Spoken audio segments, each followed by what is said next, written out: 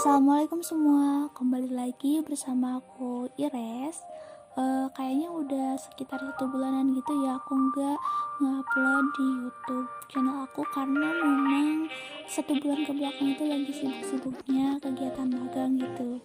Nah, dan aku agak sedikit sedih kemarin tuh ketika cek YouTube, dimana subscriber aku itu kan baru dikit ya, cuman sekitar 150. Nah, ternyata ada yang unsub satu orangnya cuma 149. Nah, aku sedih banget tuh guys, ya ampun. Dan ketika aku cek lagi beberapa hari kemudian gitu, ada yang subscribe lagi jadi 151. Alhamdulillah, terima kasih buat teman-teman yang udah subscribe. Semoga channel YouTube ini bisa bermanfaat untuk kita semua. Nah, dan di kesempatan kali ini Ires mau ngebahas suatu tema yang cukup menarik, yaitu tentang gimana caranya menghadapi omongan orang lain yang nyakitin. Oke teman-teman, mungkin kita semua udah pada tahu gitu ya, dan ini merupakan suatu kalimat yang hits banget gitu, dimana yang namanya lidah tetangga atau lidah netizen itu jauh lebih pedas gitu daripada seblak goceng. Ya pokoknya omongan orang itu kadang bisa bikin kita down, bisa bikin kita sakit hati, atau mungkin bisa ngebuat orang lain sampai bunuh diri. Ya ampun, parah banget gak sih? Nah, dan aku juga pernah ngalamin dimana aku dapat omongan dari orang yang cukup nyakitin gitu kan. Bahkan gimana ya, aku tuh kalau misalnya dapat omong kayak gitu tuh kayak ya di depan dia aku it's okay gitu kan, cuman di belakang tuh kayak gue nangis gitu cuy, nangis sejadi-jadinya, kok sakit banget gitu kan. Nah, tapi di sana untuk diri aku pribadi gitu, gimana cara menghadapi omongan orang lain yang nyakitin banget guys. Itu kita harus fokus dengan hal yang bikin kita bahagia gitu. Jadi yang namanya hidup itu kan balance ya, ada sedih ada bahagia gitu.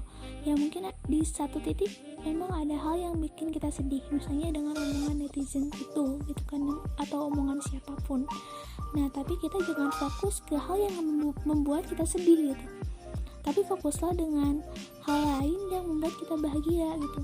Mungkin ada orang yang omongnya itu pedes banget, tapi masih banyak orang yang sayang sama kita gitu, dan support kita, dan ngebuat kita itu lebih semangat gitu kan. Atau ya kita masih punya Allah gitu guys gitu kan. Sudahlah, serahkan saja semuanya kepada Allah kayak gitu.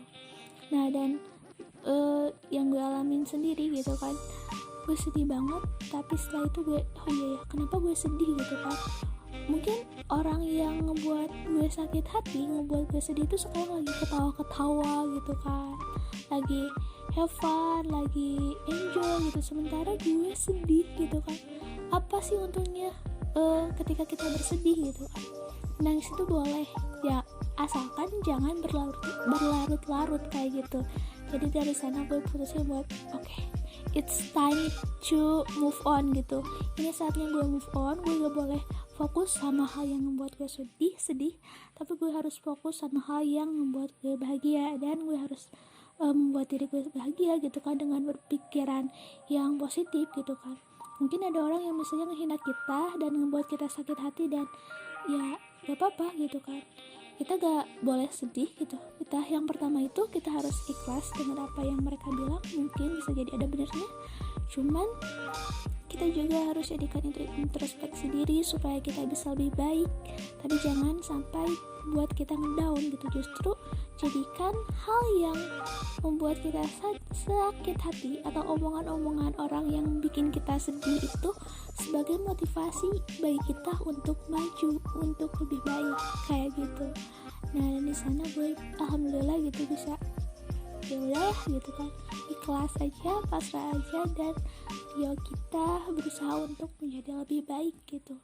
Nah, urusan dia udah nyakitin kita itu berarti untung dong buat kita, dimana kita termasuk orang yang terzalimi gitu kan, dan orang yang terzalimi itu doanya dikabul.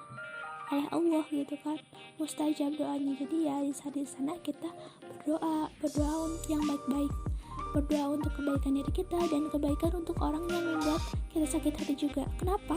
Karena doa itu akan berbalik lagi kepada kita.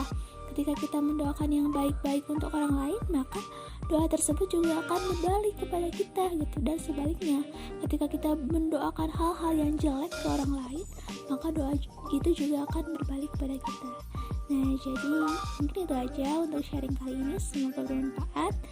Jangan lupa like, comment, share, and subscribe YouTube channel ini. Dan teman-teman yang suka ngedengerin podcast juga bisa dengerin podcast ini di Rayani Podcast. Terima kasih. Assalamualaikum warahmatullahi wabarakatuh.